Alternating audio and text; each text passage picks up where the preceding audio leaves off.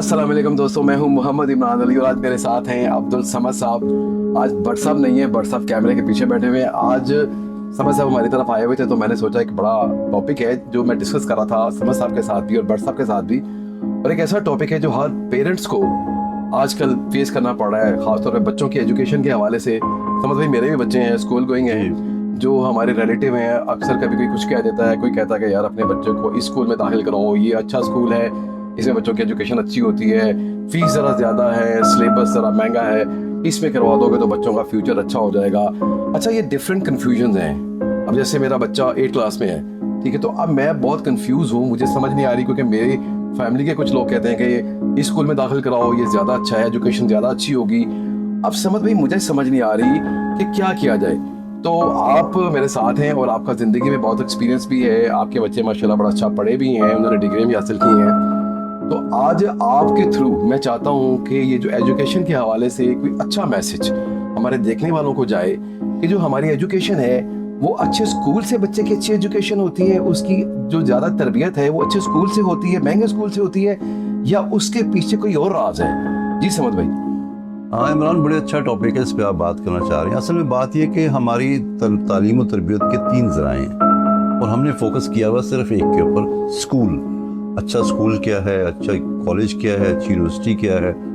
देखिए, पहला आपका जो ज़रिया है आपका घर है, आपकी बच्चे की तालीम और तरबियत घर पे होगी, फिर उसके बाद आएगा स्कूल, फिर आएगा मुआशरा।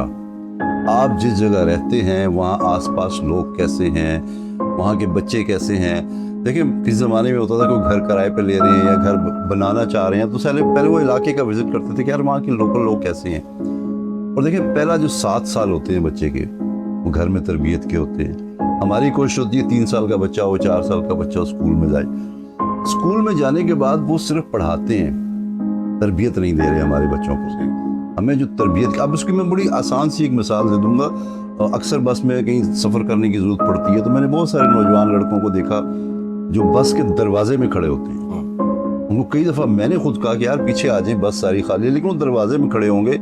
हर उतरने चढ़ने वाले को तकलीफ़ हो रही होगी और मैं उनको बच्चों को समझाता हूँ कि देखिए, आप जो छोटी सी तकलीफ़ या जो छोटी सी हर्डल आप पैदा कर रहे हैं, अल्लाह ताला उसके बदले में शायद आपकी ज़िंदगी में कोई बड़ी हर्डल पैदा कर दे।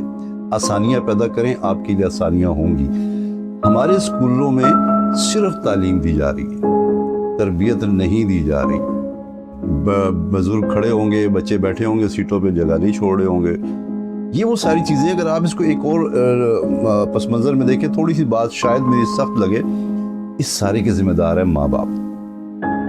आपके माशरे में करप्शन है, बुराइयां हैं, चोरी है, डकैती है, कुछ भी हो रहा है, उसके ज़िम्मेदार हैं माँ बाप। अगर पहले 7 साल में उस बच्चे के दिमाग में, दिल में ये बात ठोंस दी जाए कि रिश्वत लेना बुरी बात है, किसी औरत की तरफ गंदी नज़र उठा के देखना बुरी बात है, औरत की इज्जत क्या है, तकरीम क्या है, वो सारी ज़िंदगी उसको लेके चलेगा, क्योंकि उसके साफ स्लेट पे वो चिपसा हो जाएगा, वो कभी उसको मिटा नहीं पाएगा। वो सारी ज़िंदगी करप्शन भी नहीं करेगा, क्योंकि उसको बचपन से ही सिखा दिया गया होगा कि करप्शन नहीं करनी, बुराई नहीं करनी, किसी औरत की बेइज्जती नहीं करनी, कोई गलत काम नहीं करना, नशा नहीं करना, उसको बता दिया जाएगा।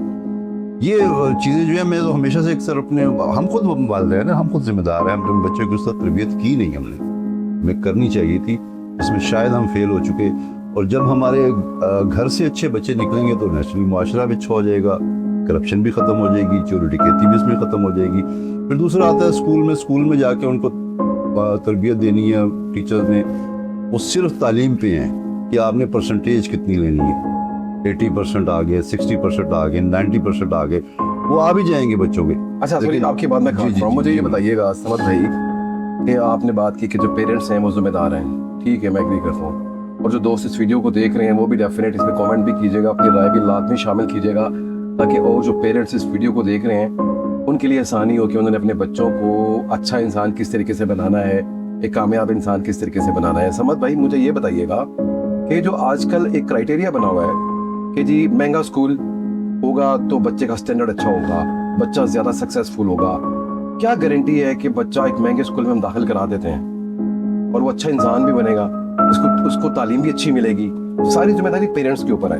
आप जितने मर्जी अच्छे स्कूल में बच्चे को दाखिल करा लें, وہ وहाँ पे ना उसकी पढ़ाई होगी ना तरबियत होगी, वो सिर्फ वहाँ पे एक डिसिप्लिन और पंक्चुअलिटी के लिए बच्चा जाता है. पढ़ाना उसको कैसे है, उसको किताब के साथ दोस्ती कैसे करवानी है, ये पेरेंट्स का काम है. तो समद भाई इसका मतलब ये हुआ कि फिर महंगे स्कूल जो है वो मैटर ही नहीं करते. बिल्कुल सही कह रहे हैं, महंगे स्कूल मैटर नहीं करते. देखिए ये एक वबा फैल गई, या इंग्लिश मीडियम स्कूल आ गए, महंगे स्कूल आ गए, ज़्यादा से ज़्यादा खर्चे आप दे रहे हैं, एक स्टेटस सिंबल उसको बना दिया गया है. अगर आप आज से 20 साल 30 साल 40 साल पीछे चले जाएं, इंग्लिश स्कूल इक्का दुक्का होते थे. हमारे बड़े बड़े फिलोसफर देख लें, इलामा इकबाल हो गए, शवाक अहमद साहब हो गए, ये कौन से बड़े इंग्लिश स्कूलों में पढ़े हुए हैं? ये सरकारी स्कूलों में पढ़े हुए हैं. यहाँ के अच्छे साथी होते थे, उनको तरबियत भी देते थे वो लोग. हमारे ताली देखें दोनों हाथों से बजती है. बच्चा अगर पढ़ रहा है लेकिन तरबियत नहीं हो रही, तो वहाँ कहीं ना कहीं साथी का भी कसूर है. वो उनको नहीं बता रहे कि मैनरिज्म ज़िंदगी क्या है, किस तरह आपने ज़िंदगी को लेके चलना है. अच्छा समद भाई मुझे ये बताइए, चले मैनरिज्म तो मुझे समझ आ गई आपकी बात कि जी मैनरिज्म बच्चों को स्कूल वाले जो है वो नहीं सिखा रहे, ठीक है.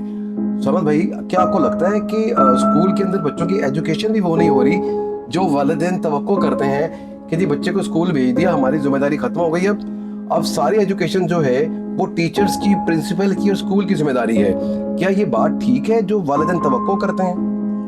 हाँ बिल्कुल सही है. बहुत सारे आप बहस देख लें बड़े फिलोसफर्स की.